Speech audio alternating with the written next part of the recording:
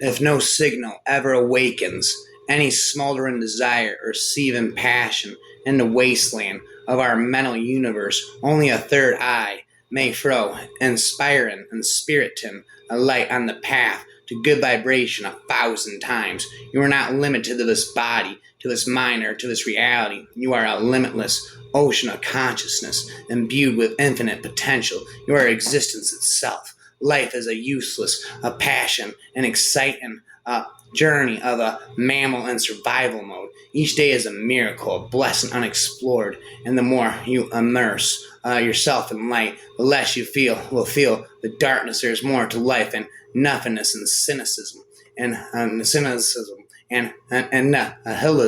nihilism and selfishness and glorious isolation. Be selfish with yourself, but live your life through your immortal acts that ingrain your legacy onto humanity. Transcend your fears and follow yourself into the void instead of letting yourself get eaten up by entropy and decay. Freedom is being yourself without permission. Be soft and leave a lasting impression on everybody you meet. Study yourself. Become your own mentor and best friend. When you are suffering, stay at the bottom until you find out who you are. Let the storms come and pass. Who you walk through the fire says a lot about you. Nobody likes a victimhood mentality, and what happened to you is not important. It is about how you choose your chaos that matters. The dawn will come. Through systematic meditation, one can awaken the third eye and touch the cosmic awareness. Sushana Nadi is the subtle pathway in the spinal cord, which passes through the main psychic centers. The awakening of these centers means a gradual expansion of awareness until it reaches the cosmic awareness. Each center has its own beauty and gracefulness. Through generations of ignorance and unconsciousness, this channel of awareness becomes obscured, and a hidden meditation is to become aware about this internal life energy. Meditation is the procedure to rearrange, harmonize, activate, and integrate the individual life energy with the cosmic life energy. Vulnerability is the least celebrated emotion in our society. So, grateful for you and me, for parallel universes, and for I, we, and thee. I am grateful for the infinite skies, blessings in the skies, burning infinite grace for which I need not even close. Blessings that are blessed. Mother Earth, Father Sky, two and four-legged, winged ones, bless you, bless me. Fly with me and fly within me. For now I see it is you within me. I long for your light. I long for our light, just as our hearts can break to learn how to beat. A change ushers in the dances we need. Everything is a newborn gift, a new chance. Everything leads the way through darkness, open into light, compassion, forgiveness, and inner sight. Usher us into a ever-twinkling starlight. Sparkle for me, for it's such a delight.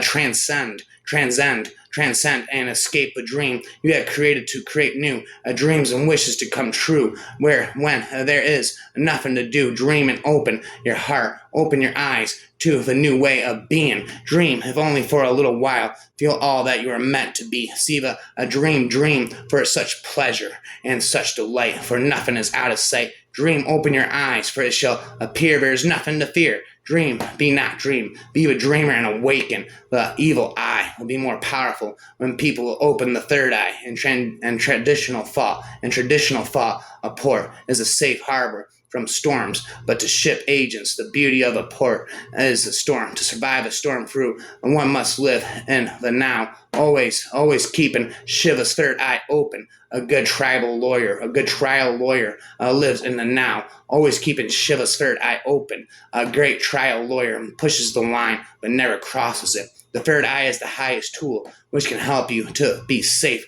from destructive forces, to survive the calamities and influences of the dark side, to be sustainable, and to have a continuous existence under your higher divine purpose, which will serve as your North Star. Just because something cannot be seen with one's physical eyes does not mean it does not exist. I woke from a coma to an alien world, survive and outlive in Yavon, Padmos, a TV series doctors with third eye open. The truth isn't taught, it is realized. Third eye of the sea, the lonely lighthouse, never sleeps. desert flowers, grow and even thrive. In times of little sustenance, they thrust rainy days away as they push down their roots deep until the skies begin to weep for blessings or that which fail from the sky. Fall from the sky as too much, too from our soul's eye. There is no such thing as a genuine psychic. There are psychics who can others and those who con themselves. Only transcendence of thought can ever bring about clarity and intelligence. There is no clarity in thought and the still mind. A new state of openness, true listening, and insight reveals itself. I didn't experience change on the outside until I started changing on the inside. But oh, this so queer sensation between my eyes and my lower forehead, is it the third eye of enlightenment opening at last? The so-called third eye is not an eye in itself, but a gateway to infinity or self-realization. Our almighty God creates human beings with more than five senses. Apart from these five senses that we know, we also have the gut and the third eye. The gut being the center of all our feelings, and the third eye being the seat of our intuition. Ask God to give you the serenity of the correct gut feelings and open your third eye. You will be amazed how and what you see about people and the world. Our almighty God has gifted us more five senses apart from the obvious five that we know. There is an extra gut and third eye, the gut being a collection of unexpected feelings and emotions, while the third eye brings forth our inner natural intuition. Ask God to grant you the serenity of a shielded intuition, and open the third eye. Open the third eye, you'll be amazed of how and what you see in people. Additionally, you will view the world differently. Such experiencing gift will enlighten your spirit in such a way that you will glorify the Lord or God for his powerful blessings that he has bestowed upon you. Lucid dreams show us the inner realities of existence, which we have either been too busy or too afraid to recognize. Coexistence is like interacting and living with beings of the other dimension. In life and livingness, there is one thing you can absolutely count on: change. Unless you create that change, life will. He touched my forehead. Masses of whirling light appeared. The radiance gradually formed itself into an apple blue spiritual eye, arranged in gold and centered with white pentagonal star. Penetrate your consciousness through the star into the kingdom of the infinite. My guru's voice had a new note, soft like distant music. Vision after vision broke as oceanic surf on the shores of my soul. The panoramic spheres finally melted in a sea of bliss. I lost myself in ever-surging blessedness. When I returned, hours later, to awareness of this world, the master gave me the technique of Kriya Yoga. Energy is not a good or bad, but rather it is either yours or someone else's. The world exists because your mind exists. If your mind didn't exist, there would be no world.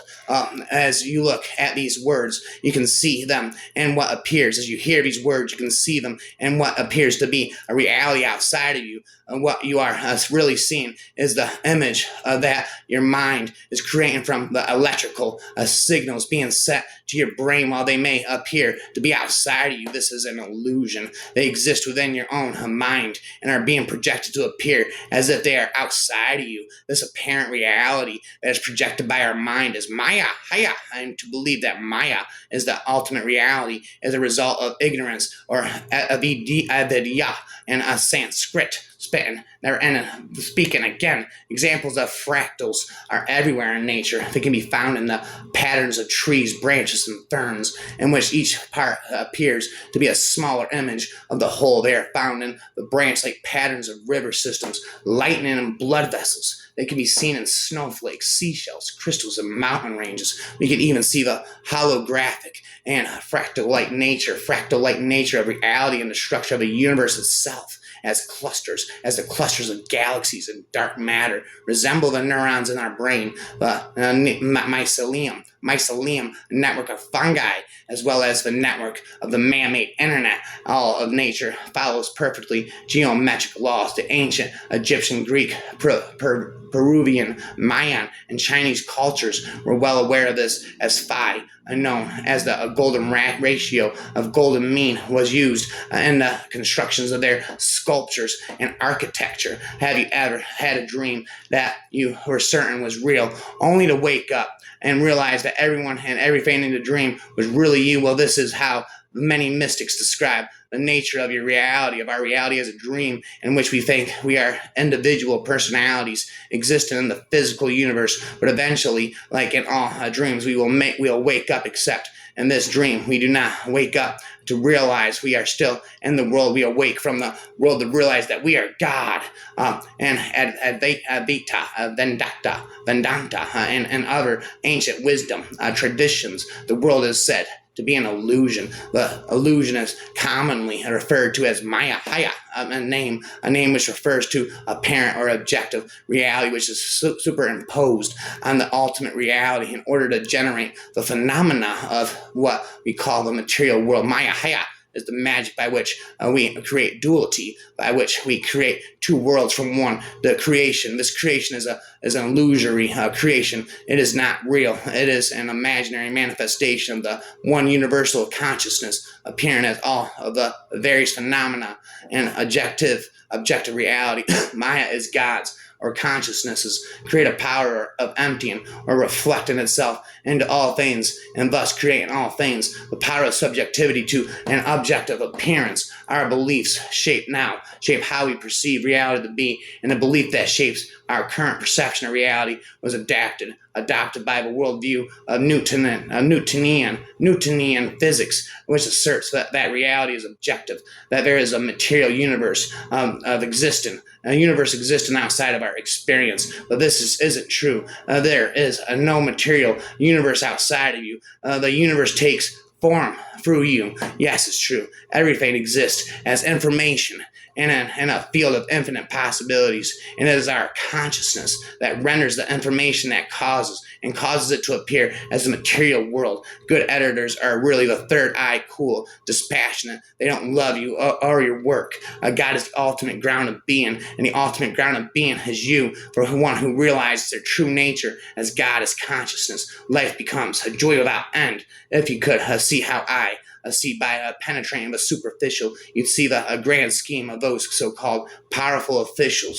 It's disgust and deception as its deepest descent. And yes, all those involved is hell where all reside. Mind genius, call it formless substance. A thought waves filling its canvas, fluorescent radiance. Tasting the color you see, imagination of a giant is what I'm destined to be. Color-coded thoughts. Pay attention to its silver lining, its mastermind.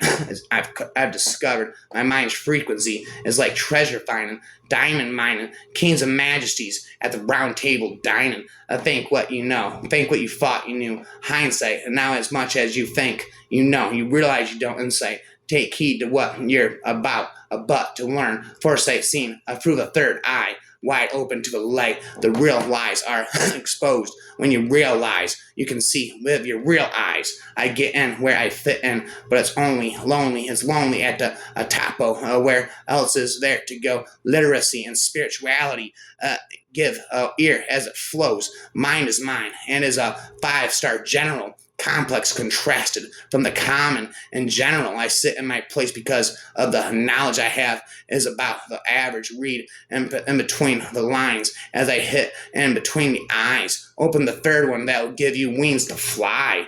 Enslave me or deliberately liberate me as I'm meant to be dependent on God as a mindset and ancient, a present and future prophecy. Hallucinations of the light come into an illumination of truth, for death has no place in the life of an immortal. The third eye is a wide open portal. I brush off any of life's struggles, any of life's limits. I have no shame.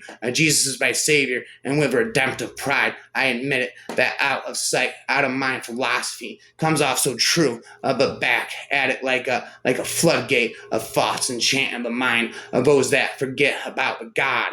I can paint a vivid picture of the game, like the color of office, CEO, illumination of supreme bosses, no strikeout of taken, any losses a take over of hostages through these dry land mirages. But I have the living water that quenches. It's the pineal gland, like a third eye view, a promised land flowing through the for the chosen few, for fruit, the chosen few. True love is when you are able to see yourself in another. When you recognize that there is no separation between you and any other being in the universe, you are just as connected to a universe as a finger is to a hand, or as a branch is to a tree. The entire cosmos is expressing itself through your being. And we are like waves in the ocean, each with a unique character and quality on the surface, but deep down, we are eternally connected to one another and to the ocean as a whole. If you practice looking beyond the surface of appearances, you will begin to see the true being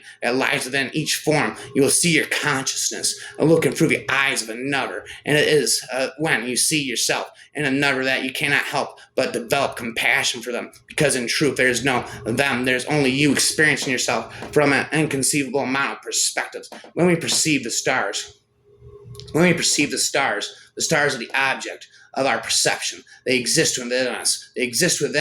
And when we perceive the ocean is also within us. The idea that things exist outside of our consciousness is an illusion.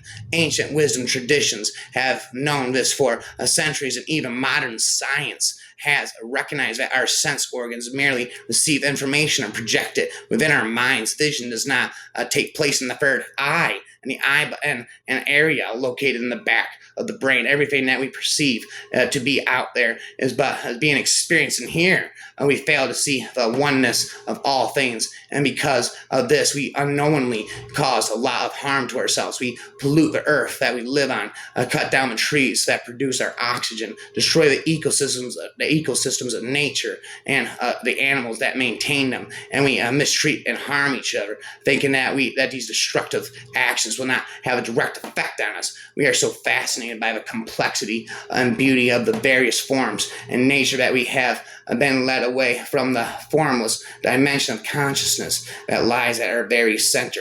When you look at a person, you see many differences in their unique form, and often we compare, contrast, and judge one another because of the forms that we inhabit. But if you look beyond the various qualities and characteristics of form and look another person in the eyes, you will see a being, and it is the being that lies beneath the surface of form that connects us all. That is why the eyes are often referred to as the gateway to the soul, because they allow us to see and feel the presence of another being and realize our oneness when we see one another as different aspects of ourselves, as ourselves experienced in a different situation and circumstance. We develop a love, a connection, and a unity that allows us to see beyond the various forms, as well as the various ways that someone may act out when they have forgotten their connection and their formless nature. If you look at another in this sight, you will see a being that is just like you, looking back at you.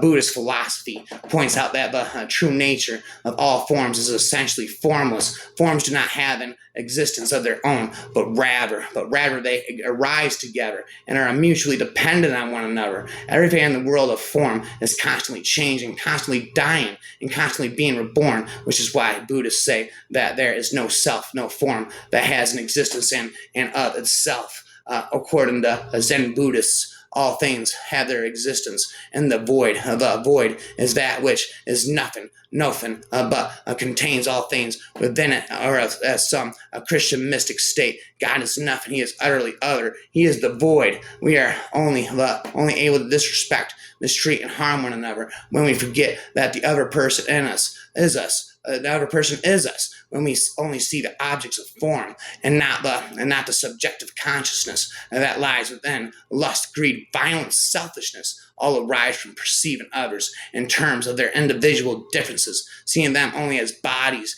and what we can get from them as bodies, rather than acknowledging the being that lies within the body.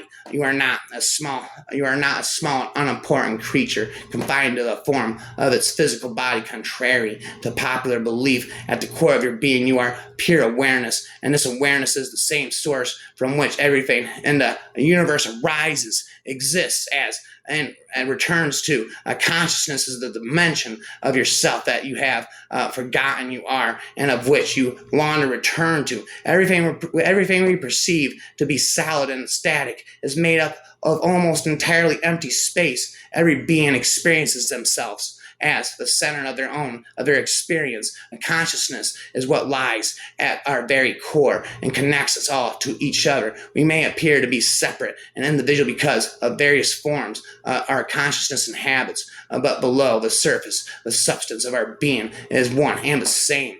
Jehovah, the Christian name for God, derived from the Hebrew Jahu, from the letters of JHWH, is translated as I am, you are, the essence of life, the cosmic consciousness that creates lives and destroys all things. In Buddhism, your true nature is referred to as your Buddha nature. Muslims refer to it as Allah. Native tribes have often called it the Great Spirit. Taoists refer to it as the Tao, and numerous other cultures throughout history have all created their own distinctive names for it. But the one eternal reality that these cultures point to remains the same, and this reality is you. A subject and object are not separate. So-called objective reality is projected by our subjective consciousness. Our subjective consciousness, we often try to force the experience we want to have instead of allowing the experience we were meant to have. And in doing this, we miss out on gaining a new insight or understanding. We cannot learn if we are stuck, or if we are stuck in our mind's conditioned way of thinking. We cannot learn if we are stuck in our mind's conditioned way of thinking. We must be open to discovering the truth, whatever it may turn out to be. This requires a state of openness, curiosity, and sincerity, a state of pure awareness, a state of observing reality without jumping to conclusions about what reality is, a state of direct experience is known in Zen as beginner's mind, and it is essential to embody the state when we want to understand our experience. Your body and my body are both totally made up of and dependent upon the elements of the earth, the water, the air, the heat, the land, the soil, and the food it produces, as well as all of the elements that these elements are dependent upon: the sun, the stars, the galaxies, and a vast field of energy and space to contain them. Nature is our extended body, and the elements outside of our skin are just as important to our health as the elements within our skin. Our bodies are connected to the universe as a whole, and consequently to each other, and the many ways in which we influence our shared environment until we heal the root because of our suffering, and awaken to our true nature and inherent confusion will continue to manifest itself in the world around us. We only suffer when we falsely identify with the objects that arise in our awareness rather than with the awareness itself. When we identify with our thoughts, with our emotions, our personal history, and the many stories we tell ourselves, and when you reconnect to your source, the essence of your being, the pure and impartial witness, you become free from all of the troubles of the material world, free from the world of form. You no longer feel the desire to cling to forms or depend on them for your happiness. Instead, you are free to enjoy form, free to let form be, and free to allow all forms to come and go as they please. All forms are impermanent and changing, but your consciousness of being formless is eternal and exists regardless of the forms that it gives life to. When we look at a tree, we do not see the tree for what it really is. We see how it appears to us on the surface, and we dismiss it as being just another form in the universe. We fail to realize that the tree is connected to the universe on energy, every level, that all of nature is expressing itself through that single form. There can be no tree without the earth that it grows from, the sun that gives it energy, the water that nourishes it, its growth, and the millions of fungi and bacteria fertilizing its soil. Looking deeply into anything in nature, we realize that it is connected to the whole. We see that nature is one seamless web, and the notion that things have an existence of their own is merely an illusion. But witnessing consciousness of this formless dimension of yourself is the awareness in which you experience in which your experience happens, yet it remains untouched by this experience at all times. It is similar to the background of white on which you are spitting these words. This white background allows any and every word to exist within it, yet it is not confined to any of these words. Similarly, your awareness allows any and every form to exist within, but it is not bound to any of these forms of a consciousness. Inhabit in your body is exactly the same as the consciousness inhabit in my body. We are one. The delusion that we are separate beings comes from identifying with the world of form, with our names, our bodies, our roles, our beliefs, our thoughts, and all of the mental constructs that we have created. But even these are more connected to the universe than we realize. You do not have an existence independent of your environment, but rather you are your environment, and your environment is you. It is because we feel that we are separate from nature, but we also feel it is okay to manipulate it, pollute it, and cause it harm. We project our inner turmoil onto the planet, causing outer turmoil. Nearly all of the disasters of our time,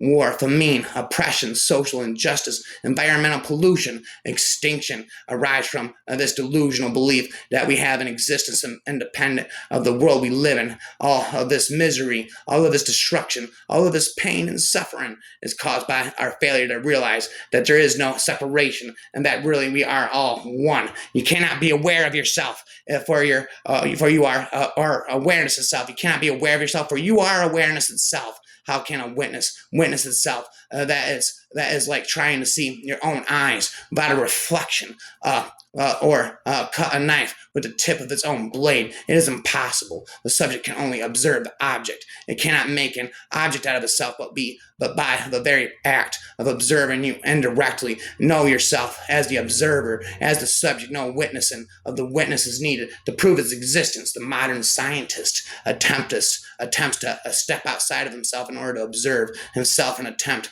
that is always doomed to failure. You cannot make an object out of your subjective experience, but you know that consciousness exists simply because you exist. Your true being has consciousness, is ever at peace, ever at rest, eternally existing in the dimension of here and now. It is formless. It is the formless and eternal quality within you that expresses itself through the world of form. If your consciousness is without form, without quality, and without characteristics of any kind, would that not imply that the consciousness in every other being is also formless? And if they are all without form, how can you distinguish their consciousness from your own? What forms would you use to compare them? Isn't the observing you exactly the same as the observing them? And no label can define the immensity of your true nature. You are the awareness that precedes every label, the awareness that is perceiving these words and turning them into thoughts, the awareness that creates the world with every act of observation. Every act of observation, you are not always right. It's not always being right. It's not always about being right. The best thing you can offer is understanding. Being an active listener is more than just listening. It is about reciprocating and being receptive to somebody else. Everybody has woes, and nobody is safe from pain. However, we all suffer in different ways. So learn to adapt to each person and know your audience and reserve yourself for people who have earned the depths of you. I don't trust anybody who isn't a little bit neurotic. I take it as a compliment when somebody calls me crazy. I take it as a compliment when somebody calls me crazy. I'll be offended if I was one of the sheeple, one of the sleepwalkers in the matrix, or part of the collective hallucination we call normal. Our society shuns people for being a bright light in the world. Sometimes if you are too futuristic, people do not like how revolutionary you are. Give someone everything you can think of, the wings to fly and the roost to stay if they choose. None of these hold the door open for them with a smile. I am a habitual, a rule breaker. She knows her time and always knows that time to strike or the time to starve. Her eyes is a clock. She watches, she waits, she learns. And in the second she blinks, she changes her mind just like that. Spat, spin, speaking out loud. You wake up one day and it's different, and then not so much in a physical way, but in the way you look at things. I think when you reach the primary moment in your life, you finally have the courage to let go of the human attachments and start to live in a way that complements your heart and soul. I have been at war with parts of myself for so long. Your fear of becoming a clique. Your fear of becoming a clique is what turns you into one. If you remove the fear, we are all really walking contradictions, hypocrites, and paradoxical cliques. Spirituality is about developing the inner sights by opening the third eye and the eyes of the heart, because we feel ourselves to be separate.